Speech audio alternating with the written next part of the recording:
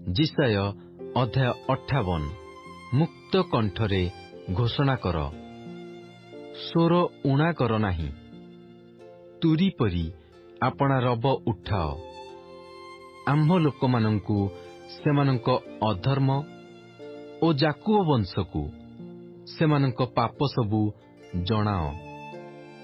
ତଥାପି ସେମାନେ ପ୍ରତିଦିନ ଆମ୍ଭର ଅନ୍ୱେଷଣ କରନ୍ତି ଓ ଆମ୍ଭ ପଥ ବିଷୟ ଜାଣିବାକୁ ସନ୍ତୁଷ୍ଟ ହୁଅନ୍ତି।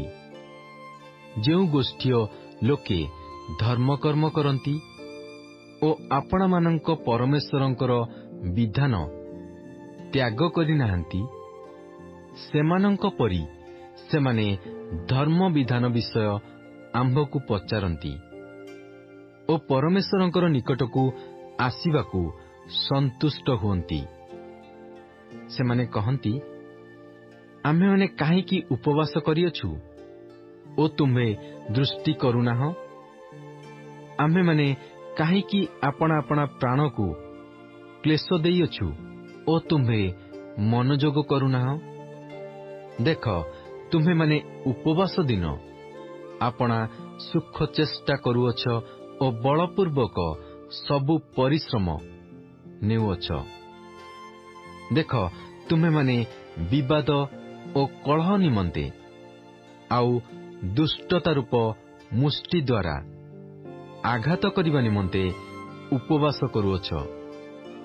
ତୁମ୍ଭମାନଙ୍କର ରବ ଊର୍ଦ୍ଧ୍ୱରେ ଯେପରି ଶୁଣାଯିବ, ଏପରି ଉପବାସ ଆଜି ତୁମ୍ଭେମାନେ କରୁନାହଁ। ଏ ପ୍ରକାର ଉପବାସ ମନୁଷ୍ୟ ଆପଣା ପ୍ରାଣକୁ କ୍ଲେଶ ଦେବା ନିମନ୍ତେ ଏହି ପ୍ରକାର ଦିନ ଆମ୍ଭେ କ'ଣ ମନୋନୀତ କରିଅଛୁ? ନଳବୃକ୍ଷ ପରି ମସ୍ତକ ନୁଆଇବାର, ପୁଣି ଚଟବସ୍ତ୍ର ଓ ଭସ୍ମ ଆପଣା ତଳେ ବିଛାଇବାର, ଏହାକୁ ତୁମ୍ଭେ ଉପବାସ ଓ ସଦାପ୍ରଭୁଙ୍କ ଉଦ୍ଦେଶ୍ୟରେ କି ଗ୍ରାହ୍ୟ ଦିନ ବୋଲି କହିବ?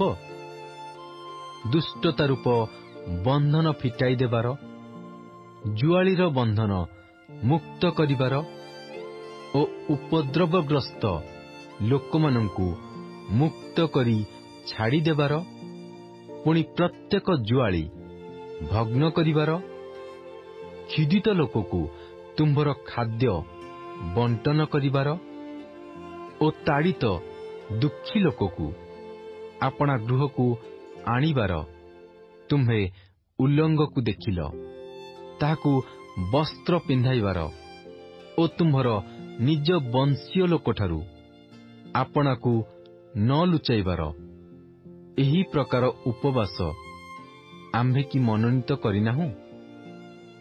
ଏହା କଲେ ଅରୁଣ ତୁଲ୍ୟ ତୁମ୍ଭର ଦୀପ୍ତି ପ୍ରକାଶ ପାଇବ ଓ ତୁମ୍ଭର ଆରୋଗ୍ୟ ଶୀଘ୍ର ଅଙ୍କୁରିତ ହେବ। ପୁଣି ତୁମ୍ଭର ଧର୍ମ ତୁମ୍ଭର ଅଗ୍ରବର୍ତ୍ତୀ ହେବ। ସଦାପ୍ରଭୁଙ୍କର ପ୍ରତାପ ତୁମ୍ଭର ପଶ୍ଚାତବର୍ତ୍ତୀ ହେବ। ସେତେବେଳେ ତୁମ୍ଭେ ଡାକିବ ଓ ସଦାପ୍ରଭୁ ଉତ୍ତର ଦେବେ। ତୁମ୍ଭେ ଆର୍ତ୍ତସ୍ୱର କରିବ, ଆଉ ସେ କହିବେ, ଆମ୍ଭେ ଉପସ୍ଥିତ ଅଛୁ।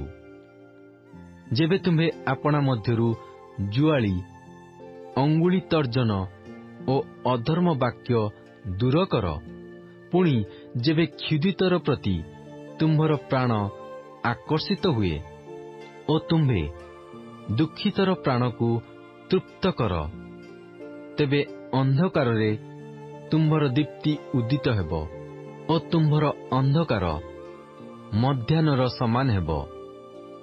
ଆଉ ସଦାପ୍ରଭୁ ନିତ୍ୟ ତୁମ୍ଭକୁ ପଥ କଢ଼ାଇ ନେବେ ଓ ମରୁଭୂମିରେ ତୁମ୍ଭ ପ୍ରାଣକୁ ତୃପ୍ତ କରିବେ ଓ ତୁମ୍ଭ ଅସ୍ଥି ସକଳକୁ ବଳିଷ୍ଠ କରିବେ। ତହିଁରେ ତୁମ୍ଭେ ଜଳସିଞ୍ଚିତ ଉଦ୍ୟାନ ତୁଲ୍ୟ ଓ ଜଳାଭାବ ନଥିବା ନିର୍ଝର ତୁଲ୍ୟ ହେବ। ପୁଣି ତୁମ୍ଭ ବଂଶୀୟ ଲୋକେ ପୁରାତନ ଉଚ୍ଚନ ସ୍ଥାନ ସକଳ ପୁନର୍ନିର୍ମାଣ କରିବେ। ତୁମ୍ଭେ ପୂର୍ବକାଳର ଅନେକ ଭିତ୍ତିମୂଳର ଉପରେ ଗାନ୍ଥିବ, ପୁଣି ଭଗ୍ନ ପ୍ରାଚୀର ନିର୍ମାଣକାରୀ ଓ ନିବାସ ନିମନ୍ତେ ପୁନଃ ପଥ ସଂସ୍ଥାପନକାରୀ ବୋଲି ବିଖ୍ୟାତ ହେବ। ତୁମ୍ଭେ ଯେବେ ବିଶ୍ରାମବାର ଲଙ୍ଘନରୁ ଆମ୍ଭ ପବିତ୍ର ଦିନରେ ନିଜ ଅଭିଳାଷ ଚେଷ୍ଟାରୁ ଆପଣା ପାଦ ଫେରାଅ, ପୁଣି ବିଶ୍ରାମବାରକୁ ସୁଖଦାୟକ ଓ ସଦାପ୍ରଭୁଙ୍କ ପବିତ୍ର ଦିନକୁ ଆଦରଣୀୟ ବୋଲି କୁହ, ଆଉ ନିଜ କାର୍ଯ୍ୟ ନ କରି ଅବା ନିଜ ଅଭିଳାଷର ଚେଷ୍ଟା ନ କରି ଅଥବା ନିଜ କଥା ନ କହି ତାହାକୁ ଆଦର କରିବ, ତେବେ ତୁମ୍ଭେ ସଦାପ୍ରଭୁଙ୍କଠାରେ ଆନନ୍ଦ କରିବ।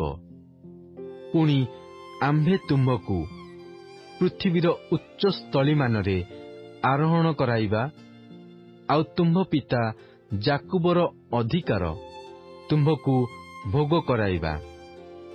କାରଣ ସଦାପ୍ରଭୁଙ୍କର ମୁଖ ଏହା କହିଅଛି,